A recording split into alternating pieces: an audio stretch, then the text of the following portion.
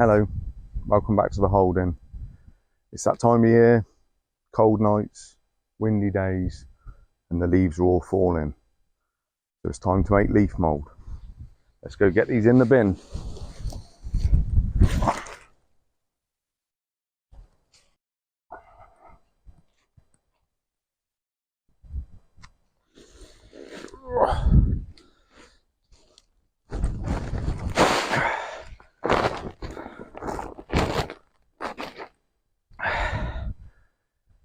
So I've made this new container, really simple as normal. I like to use whatever I've got.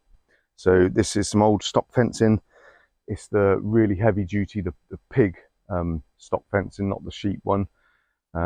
Basically I used to have a few more pens and a few paddocks before I planted up everything pretty much to trees, and I kept sheep and pigs and goats, things like that.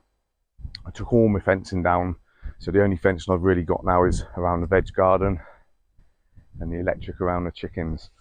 I've got rolls and rolls of this, and I just thought I'll try and use it. It's got big holes in it, so obviously leaves would fall through, but I've also got meters and meters and meters of this shade netting that I used on a job years ago.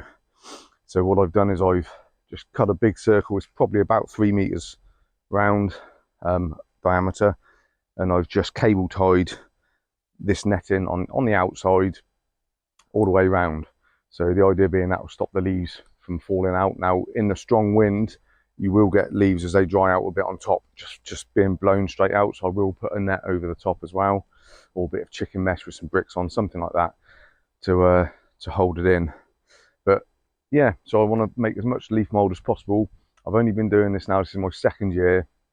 I've got this little bin I made last year just next to it here, out of chicken mesh with the temporary steel pegs just around the edge, but that's a bit sort of wobbly.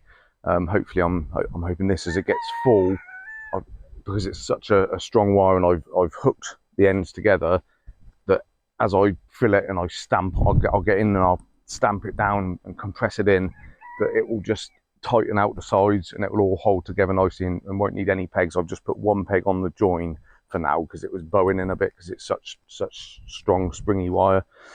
So I'm getting a lot of leaves at the moment. I've got about another 2, 4, 6, 8 bags here. These are 120 litre bags.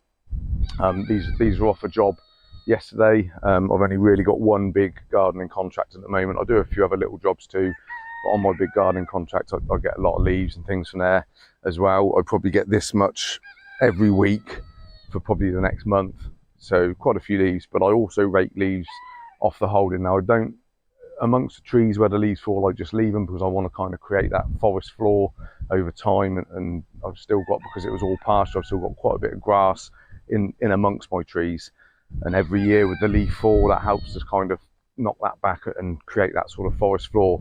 So but I do rake leaves off the track where I want the grass to stay as good as possible, because I mow it and I walk around and I drive around, so I want to keep the grass off that because it would just kill it over time. So I do rake the paths and I get a considerable amount of leaves off the paths. So I built it this big. This should be enough. I should fill this like a big heaped pile, so a lot of leaves, but it does break down. So last year I had this one and I got a little circular one over the back there, which is about 4 foot round. I filled both of those to the brim. So on top they're still a bit dry, sort of leafy, still looks similar to sort of when I put it in, but we'll have a dig down in a minute and sort of see what it's looking like underneath. I've never really done this right through to the end before. This is only my second year doing it, but I think it is going to take up to about 2 years to fully break down.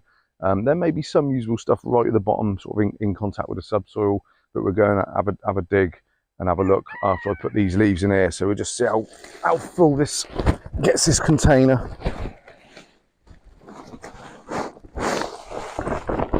It is quite surprising with leaves. When you put them in, it looks a lot, but they soon compact down, especially if you walk on them a little bit. And the good thing with this netting is I can just step over. It's not too high. It's about 3'3", I think.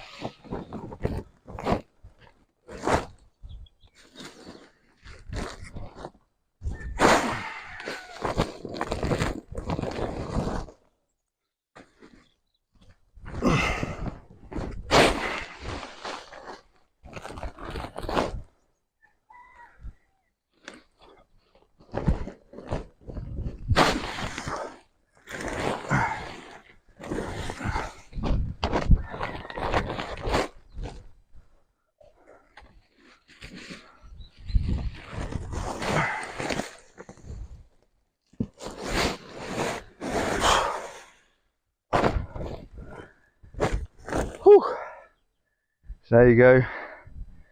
That's 9 bags there, 120 litre, I think, bags. And when I fill them, I hold the handles and I push in with my foot, really squash them down so they're proper tightly compact wedges of of leaves. So that looks a lot, but like I say, over time, as I fill it, I'll tramp it down. So it's really forced down in over every inch, and you'll be surprised how much goes in there. It starts to break down a bit, and it really does take a hell of a lot of leaves. So this should be fine for a whole year, really, for me. Let's have a look at the stuff I did last year. Right, so I will just step over and into the pile so I can have a proper dig. I haven't really looked into it other than just under the surface. So just under the surface you can see it's still quite leafy. This has been here a year now. So just interesting to see how far it's gone. It's still fairly leafy. A few worms in here. So I think it will take a couple of years, you know. So I'm getting right down to the bottom now.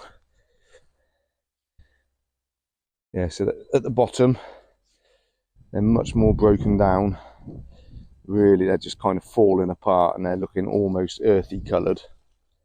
But I've got a feeling that it might be, I don't think I'll be using any of this spring, so that'll be 18 months. So in actual fact, I think it'd be the following spring, so it'll probably be 2.5 years. So yeah, the whole process is going to take a while. I think when I first started it, I was hoping for like 18 months, but it is looking like after having this dig through, it is looking like it's going to be about the 2.5 years. But obviously once you've got a system in place and you're collecting every year, then you've just got that supply coming in every year. You just need the room to put it in. So I'm going to make one of these big bins, the new type, this year and next year, and then the following year. So I'll just stick with those. I'll have one bin and I'll just reuse it every time, and I'll have a supply every year. So the idea with doing this much leaf mold for me, it's not something, like I say, that I've done before or used before, but obviously it makes a very good mulch. My main reason really for using it, well, two main reasons really. Firstly is to mix it with my homemade compost. So I'm really getting to the point where I'm sort of getting self-sufficient in my homemade compost. I've used it a lot. It's just having that time for it to mature. So I'm producing a lot, and it's that first initial breakdown is quite quick. But then I think what I've come to realise is it actually needs a bit more time than I thought to just kind of mature and finish that final sort of breakdown. What I'm actually thinking of doing is, perhaps I've got 3 bays, so it gets turned twice. I'm thinking of perhaps putting the finished product in the veg patch down the bottom end there, where I've got some plastic at the moment. I might roll it back and make a little outdoor bay, just to let it sit there and mature outside for a few months. So I can put a tarp over it if we get a lot of rain, but just so I can keep the process going, and then have a pile where it can just sit there until it is definitely ready, and maybe get some worms into it, things like that. But the plan is to mix leaf mold, because leaf mold is a bit lower in nutrients. It hasn't got the sort of high nitrogen. It's a lot of carbon, and so it's great as a mulch. It's great as an addition to seeding compost, so it brings the sort of fertility down a little bit. You don't want it too strong when you're planting seeds. I've done some trials with my homemade compost, and a lot of things did okay, but I've had a few things that got a little bit leggy, and I was just wondering if it's a little bit too strong. So I'll try mixes like half and half, leaf mold and sieved homemade, but also maybe thirds leaf mold, sieved homemade, and perlite. And once I've got these things ready, in another 18 months time, once I've got my leaf mold ready, then I'll be doing these trials, and I'll find what works for me. And it's all about saving money. These things take a bit of time, but composts and stuff, they're all becoming so expensive now. I spend a ridiculous amount, well, especially setting this whole area up.